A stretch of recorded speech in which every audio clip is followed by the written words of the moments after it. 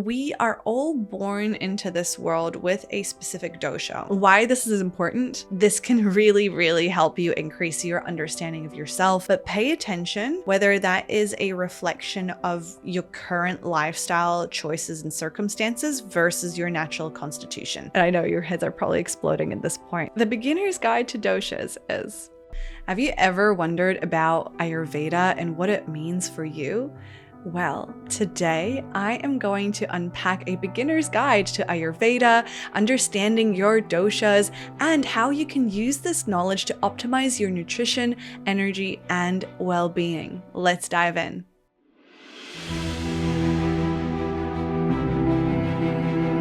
Welcome to Resonance, a podcast for ambitious, heart-led humans craving more balance, depth, and aliveness in their lives. I'm your host, Vic, health coach, yoga teacher, facilitator, and fellow high achiever, learning to live in tune with my nervous system, not against it. And this space is here to remind you that you can have it all. The career, the success, the fulfillment, all aligned with your truth.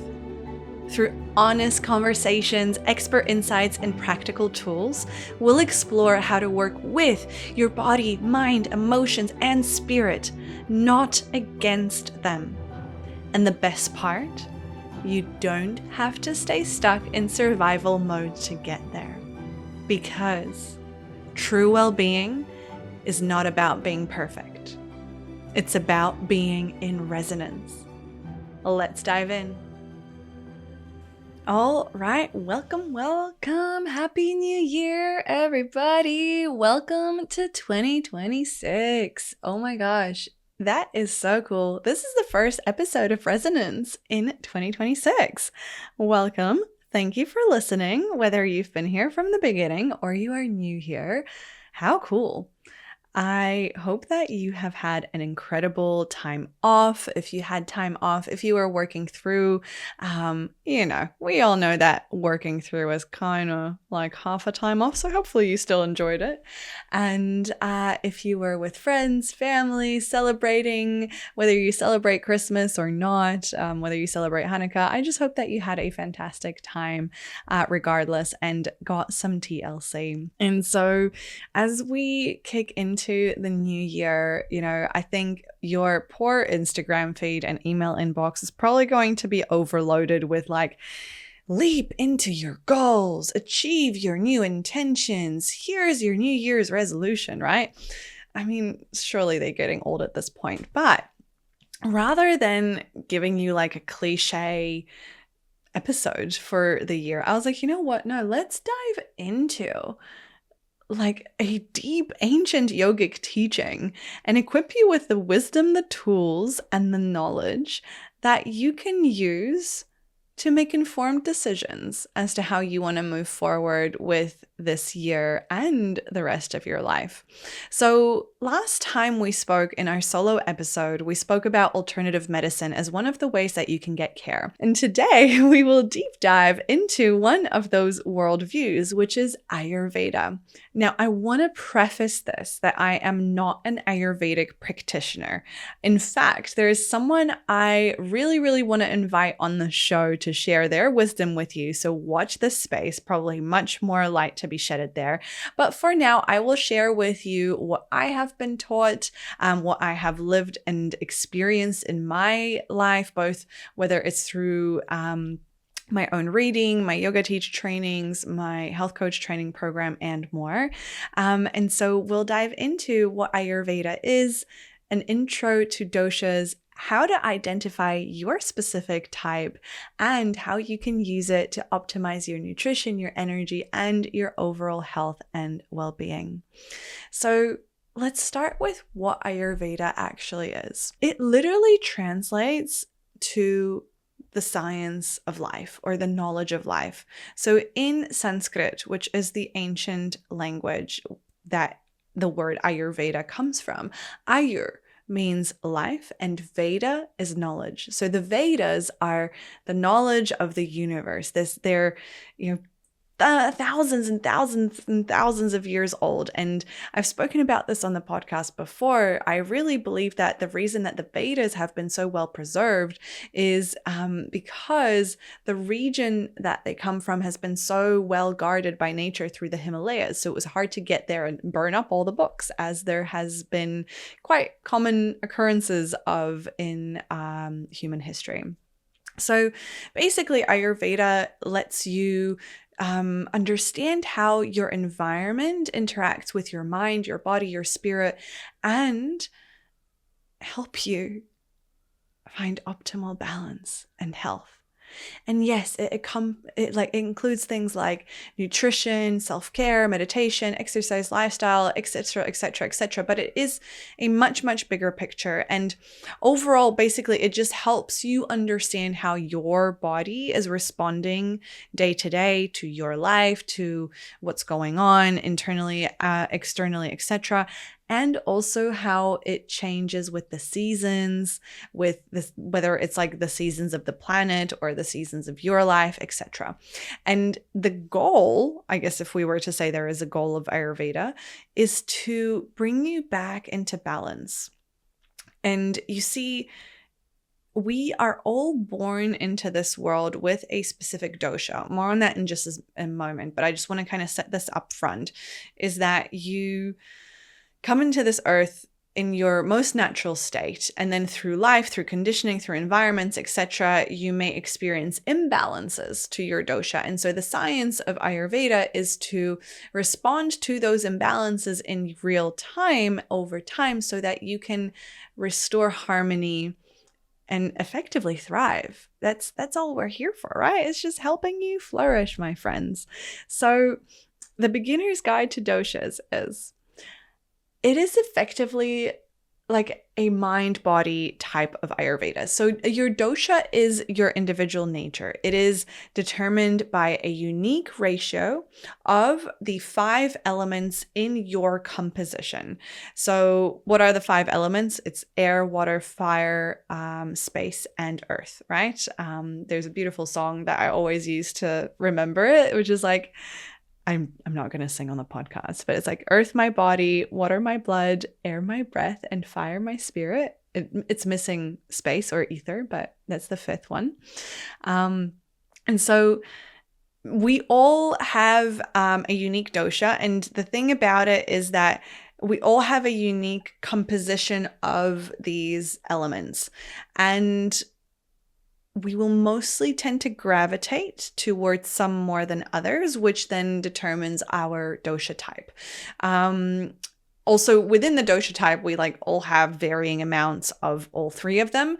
But most of us, again, will resonate mostly with either just 1 or sometimes 2, depending on the personality. Why this is important?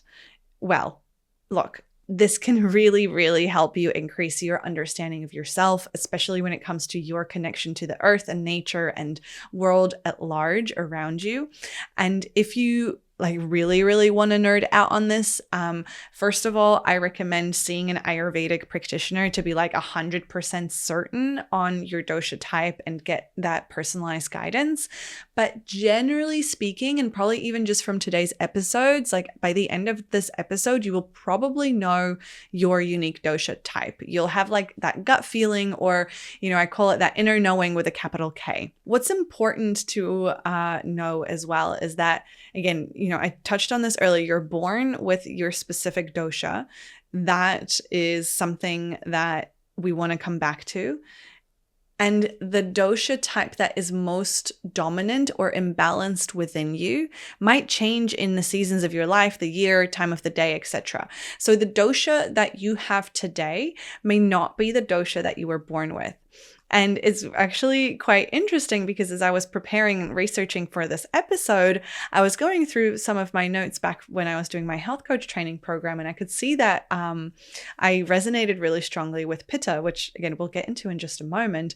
But I was like, oh, wow. And I can see how I had that really strong Pitta imbalance, even though my natural type is Vata.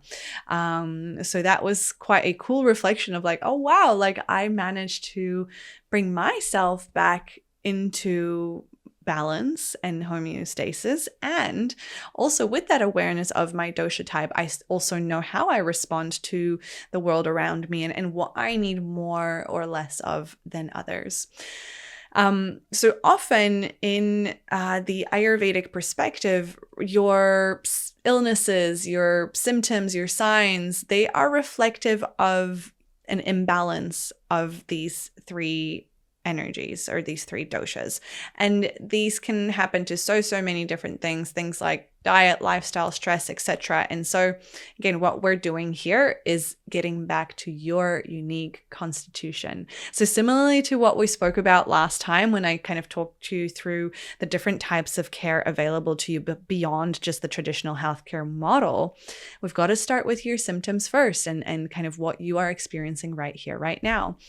And I will preface this with, as you hear me speak, and as you hear me introduce the doshas to you in just a moment, you might hear yourself really strongly in one more than the other, but pay attention whether that is a reflection of your current lifestyle choices and circumstances versus your natural constitution. Sometimes they match, but for me, like now I can really see the evolution of myself as to how I was like, wow, I was so pitta, but that is not my natural constitution. So let's dive into doshas 101. The first one I will share with you is Vata. So the Vata dosha type is predominantly air and space, right? So already as you can think of those elements, right? Like what is air? It is very like airy and light and kind of like airheaded. And then space is just space, right? Which by the way, fun fact, like we are 99.9% space. But anyways, I'll leave that nerd moment on the side. So people who tend to identify with the Vata dosha, they are like really full of creative, artistic energy. They're full of ideas. They're really eccentric. They tend to be visionaries who see the big picture, and they're always on the go. When they're in balance, so like the light side of the Vata constitution, they are able to channel these natures, of their creative, big picture, visionary thinking to create really incredible things in the world and bring to life these wonderful ideas. Now, on the darker shadow side of Vata is that sometimes they might not know where to start. It's like they get overwhelmed with all the information and the downloads that are coming through. I'll pause there and I'll move on to the next dosha type, and then I'll kind of circle back around and talk to nutrition and time and seasonality, just so that we kind of rinse and repeat. So you're not kind of overloaded with information, but you see how they start to connect together. So Vata is the first one. It's air and ether, or air and space. Then we've got Pitta, which the predominant energies of which are fire and water. So Pittas are your leaders, right? They are your teachers. They're your competitors. Think of them like just power, fire energy, right? So when their energies are in balance, they tend to be really disciplined, really organized, like goal setters. They tend to have really entrepreneurial personalities. However, on the shadow side, when they are out of balance, they also tend to get really impatient, angry, and frustrated. Now, I'm sure you can already start to either identify or think of people in your life who you can see are these kinds of dosha types. And then we have the Kapha, which is the third dosha type. Now, this one has the elements of earth and water. So again, think of earth and water, right? Like really grounded, stable energy. So people who identify with the Kapha dosha are really calm, they're really grounding, they're nurturers, they're carers. And so when their doshas are in balance, they're really restoring, they're connecting, they are just, think of Mother Earth, right? Just juicy, juicy, juicy. But on the shadow side, when they are out of balance, they can be quite resistant towards movement, change. They have a really hard time with new habits, etc. And so let's talk a little bit more about dosha imbalances, because you might already start to identify yourself as one of these vata types predominantly. But the thing is, it goes beyond that. And there are also specific dynamics of these energies within you. Because again, we all have these 3 types. And depending on where you may be more or less out of balance, you may need to focus your attention and care and kind of wellness efforts in that space. So let's go back to vata, right? Our airy, spacey type. People who have imbalance in the vata dosha, they might experience symptoms of anxiety, constipation, dizziness, fatigue, insomnia, maybe joint pain. They might have neurological issues, so like brain issues, weight loss, etc. And again, you could be a different dosha type and still experience vata imbalances. So some practices that you can use and implement to support bringing that specific dosha back into balance. Think like warming, cozy, nurturing, things that bring you back into groundedness again, right? Like if the air and space element is out of balance, it's like too much up there. It's like you want to come back into the earth, back into the body. So warm foods, mind-body connection and self-care like is really important. Then if we move into your pitta imbalances, again, that's the fire and water element, right? So pitta imbalances will manifest as autoimmune conditions, depression, diarrhea, heavy periods, hormonal imbalances, hyperthyroidism, inflammation, migraines. When I was experiencing my skin condition, that kind of started this whole wellness journey, had a big pitta imbalance. And I can see that now going back through my notes that was kind of leading up to all the episodes I had later on. And so some ways that you can bring the pitta dosha back into a little bit more balance. Again, think of like the counteractive force, right? So if for air and space, we're like grounded, get back into here and now, into the body, into the earth. For pitta, it's fire and water, right? So it's like, what can cool the fire down? So think things like cooling foods, rest and relaxation, and like cooling self-care practices are really good for people with pitta imbalances. And then as we dive into the kapha imbalance, so kapha again was that earth and water dosha. That is things like congestion, diabetes, really intense swelling, right? So like when you've got excess fluid in your body, think of it just like as this like water staying stuck in the body. Often these people tend to experience elevated cholesterol levels, high blood pressure, sinus infections, weight gain. And so people with a kapha imbalance, again, ways that they can bring that back into a little bit more homeostasis, think of the counteractive force, right? So if this is earth and water, then the earth element, like earth is quite heavy. It's quite slow. It's quite like, right? So it's like, what can bring the energy up a little bit? So things like enjoyable movement or like light and dry foods to counteract that heavy, watery element. Things like mental stimulation are also really helpful. So things like puzzling or reading or listening to music, etc. So hopefully you're starting to get a little bit of a sense of the doshas, and maybe you're seeing yourself in all 3, and that is perfectly fine as well. It is highly likely though that there's going to be one where you're like, oh yeah, I think this one's a sticking point for me. So now that we've got this foundational knowledge of the doshas and the different imbalances, I also want to talk to nutrition, because yes, I'm a foodie, and yes, I've got a postgrad in nutrition, but also it is important because we literally are what we eat. And you can align your nutrition to support your unique constitution and basically help you thrive. And both according to like your most dominant dosha, the most dominant dosha of the season that you're in, etc. And like a resource that I highly recommend, and I'll make sure I link it up in the show notes below, is this gorgeous book. It is called Living Ayurveda, Nourishing Body and Mind Through Seasonal Recipes, Rituals, and Yoga by Claire Ragosino.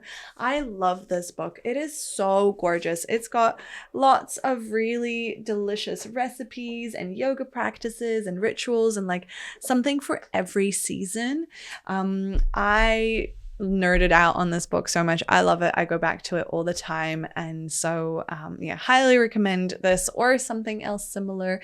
But to get you started, I'll just give you a kind of overarching summary of what nutritional imbalances can look like for different dosha types, and also foods that are really good for people who tend to lean towards a dominant dosha more than the other, or who need to address an imbalance in a dosha based on the symptoms that I shared with you earlier.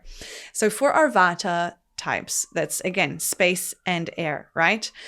Bloating and gas are often symptoms of excess vata, as we spoke about earlier. And think again about like air, right? It's like cold, dry, rough. Constipation can often be quite an issue. So to bring vata into balance through nutrition, think of grounding, rooting, like root vegetables, warm and soft foods are really, really good. So things like, kumara or sweet potato, pumpkin, butternut squash, carrots,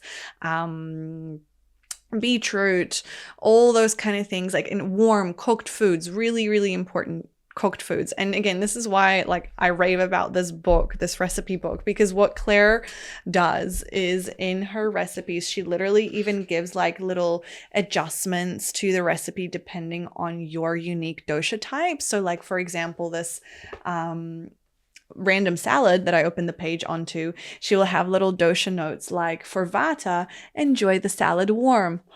Who would have thought we were just talking about that? Or for pitta, omit garlic, because garlic is really fiery and it can aggravate the fire element in you. So yeah, you can really nerd out on this and get creative. It's lifelong learning here. And as a vata, I can attest to this, unless it's midday, and we'll talk to that in just a moment, and it's really hot outside, and so there's like excess pitta around me. I don't really do well with salads or like cold foods. I thrive on warm, nurturing, kind of these grounding foods.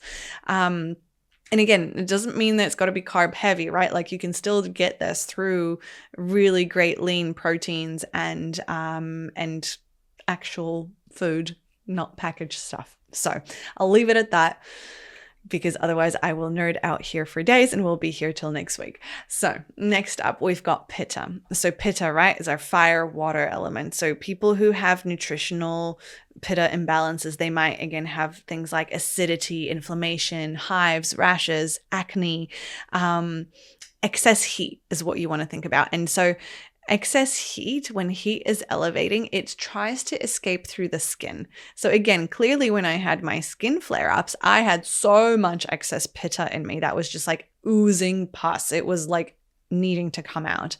And pitta imbalances are most often likely to show up when you're stressed out. Who would have thought? Chronic stress right there. So to bring pitta into balance, you can use cooling, hydrating, refreshing foods. So think like things like leafy greens, sprouts, juicy fruits, green juices, alkalizing foods, like anything that is alkalizing, and which is like, goodness, I'm like about to go down a really deep tangent here. Basically, park that. I'll do a whole separate episode on that probably, but effectively things that like help neutralize your pH levels in your body. So like green juices and clear filtered water. You can get like alkaline water, which I've got in front of me right here. So yeah, there's definitely a lot you can do there. Just know this, that spicy foods or things like garlic and onion tend to bring pittas out of balance. And the funny thing is pittas also love spicy foods. So like attracts like, of course. So just be aware of that. It doesn't mean you gotta admit these things, right? Like you only live once, you do what you want. I'm only giving you information and tools and wisdom, and you choose to do with that what you like. So lastly, we've got kapha. Again, that's our earth and water element, right? So as a kapha type with some digestive imbalances, you might be experiencing like mucus, cough, phlegm, asthma, clammy hands. Maybe you are getting like really sick for a really long time, and it's not going to happen often, but when you do fall, you crash for a long time.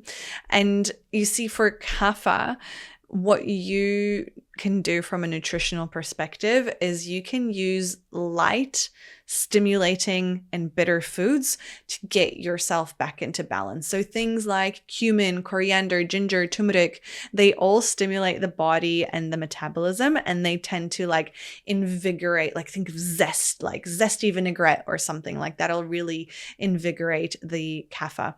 And of course, movement, like just, cardio is a great exercise solution for kaphas.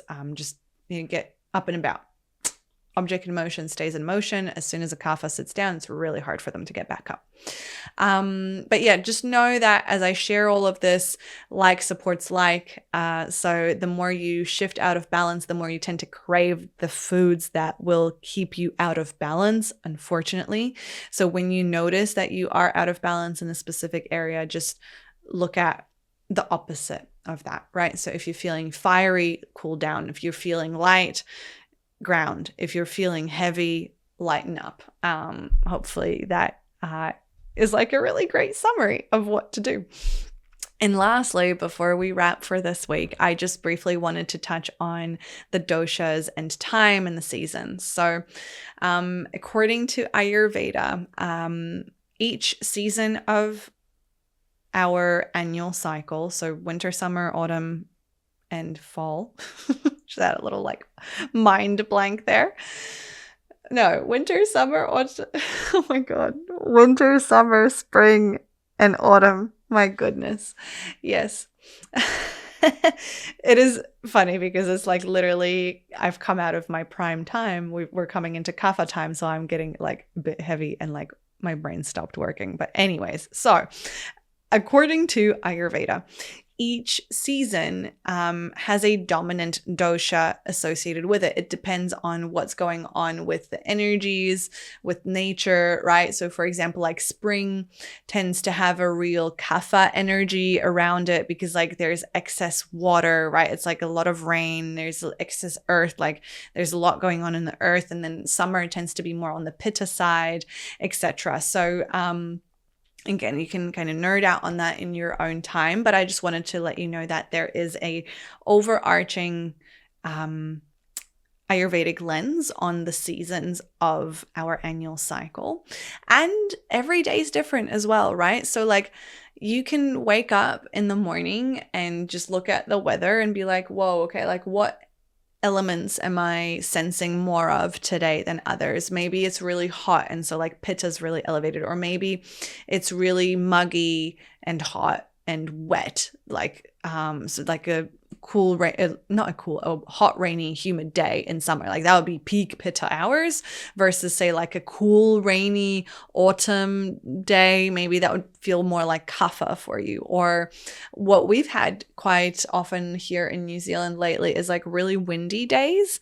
And for me, I just notice it. I know this right away now, like as a Vata type who's predominantly air and space, when it's windy out there, I'm really discombobulated. So I have my own grounding practices to help me navigate the extra wind in my field. And so again, this awareness just gives you a little bit more agency and power over how you respond on a day-to-day basis.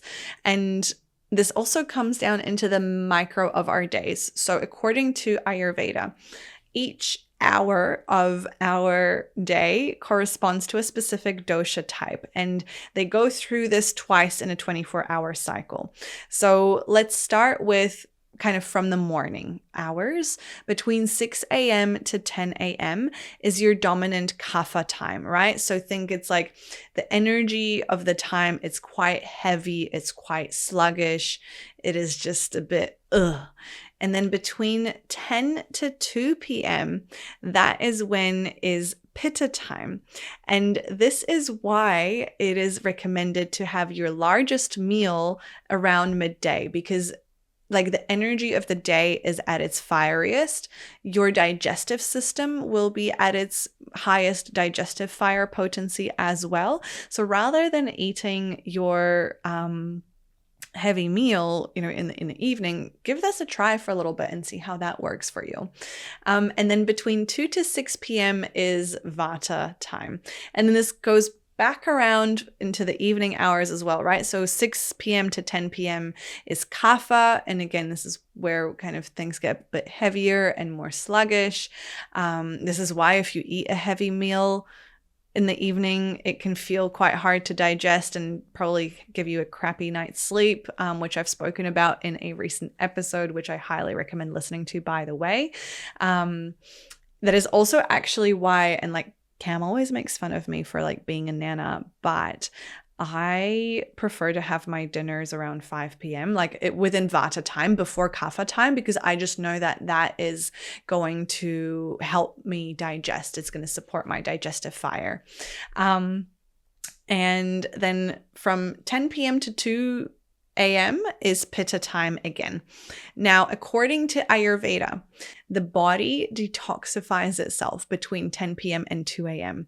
So this is why, from an Ayurvedic lens, the recommendation is to wake and sleep with the sun, getting to bed by 10 p.m. and waking up by 6 a.m., right? Because then between 2 to 6 a.m., you've got the Vata time again. But then as soon as the clock hits over to 6, you're back into Kapha. And so I don't know about you, but like probably, and look, there's more going on here, but like when you're in a pretty good state and you wake up before 6 a.m., chances are you feeling quite energized and like ready to tackle the day, versus if you have a really long sleep and you're like, what's going on?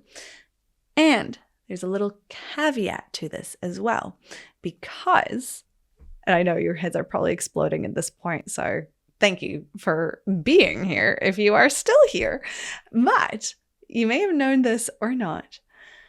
There is an ideal sleep and wake time depending on your dosha type. Now, I know I've spoken on here about chronotypes and circadian rhythms before, etc. It is all interconnected, right? Like these are all just same ways of, or different ways of looking at similar concepts. And with your doshas, so the Ayurvedic perspective is get to bed by 10 p.m., right? Like that is just kind of the be all end all. And for a Vata, their ideal wake up time is 6 a.m. For a Pitta, their ideal time to wake up is 5:30 a.m. And for a Kapha, their ideal wake up time is 4:30 a.m. Now you might be thinking like, oh my God, what? But I am telling you, trust me on this, like just give it a try. If you think you are a Kapha, give this a try and see how you feel. Because in my life, like, so I am a Vata through and through. I haven't been assessed by a Ayurvedic practitioner, but I'm like 99.999% that I am Vata. And I have spoken to an Ayurvedic practitioner. It's like, oh, upon looking at you at first sight, I'm pretty sure this is what you are. And I'm pretty sure my mom's a Pitta, maybe with a little bit of Vata in there. But yeah, so I naturally rise at around 6 a.m. She naturally rises before sunrise. So that is like her glory. Now, here's the interesting thing with my partner. So my partner, again, my assumption based on what I know and I observe is that he is predominantly a Kapha type.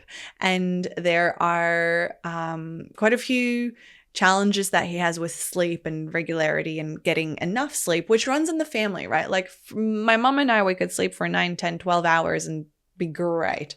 However, in his family, it's like normal to only have 5 to 6 hours of sleep. And I have noticed, because, I just sprinkle these little bits of wisdom in our family chats here and there. And I was like, oh, according to your dosha type, which I think is this and this is your ideal wake up time. And it is funny because I've observed him get into a more balanced state sometimes and naturally wake up at around 4:30 or that time, and just have like a little giggle inside, like, hee hee, that's your dosha playing out. So anyways, this is just like a little personal anecdote of how, again, like these things can really apply in real life. And I share this with the intention of just giving you a different perspective, maybe some more, mind food to chew on and see how it could apply to your life. And so my invitation to you for this week would simply be to reflect on, which dosha you think you are. So as a recap, again, Vata is that airspace dosha. Cold, dry, always on the go. Pitta is the fire, water dosha, so really hot, powerful, sharp, intense. Kapha is the earth and water dosha, calm, cool, grounded, loving. And once you've identified the dosha that you think you are, maybe you can identify where you are out of balance. And from that space, you can start to come back to what you need more of in your life to bring your unique constitution back into a state of resonance, back into a state of balance. This is all we're here to do. So I hope you have enjoyed this first episode of 2026. If it has resonated with you, let me know if you want to hear more, or if there's anything else that you're like wondering about and you want me to dive deep into or get a professional on the show and talk about. I am all ears. I, in the meantime, wish you a fantastic start to the year. I'm so grateful you're here. It is going to be a massive one for us. So without further ado, thank you, thank you, thank you. Have a beautiful week ahead, and I'll see you next week. Bye. I have a little present for you that I am so excited to share. So many of you who I've been speaking to are either too time constrained or simply don't feel like experienced enough to go to a yoga class, but would have really liked to have a quick, simple practice that doesn't need any fancy tools that you can do at home, maybe to help you regulate the nervous system, or maybe to help you wind down at night. And so I have put together a 3-part yoga mini series. It is completely free. It is just 10 little bite-sized videos that will guide you through a really nurturing practice. If you would like to get access to this 3-part mini yoga series, just click the link in the show notes. I would love to see you in there. It is my gift to you so that you can get closer to living the life of your wildest dreams. Because as we speak about on this podcast, coming to a place of resonance is the first step to get there. And I hope that these practices resonate with you and help you come into a state of rest and digest. Enjoy! The views and opinions expressed by guests on Resonance are their own and do not necessarily reflect the views of me, Viktoria Levenberg, Live in Health, or anyone working within the Live in Health brand. This space welcomes a diversity of ideas, experiences, and stories, and part of Resonance is learning to take what aligns and gently leaving the rest. Also, while I am a national board certified health and wellness coach and deeply passionate about well-being, this podcast is intended for educational and inspirational purposes only. Resonance does not substitute personalized medical, psychological, or therapeutic advice. Always seek guidance from qualified professionals for any physical, emotional, or mental health concerns.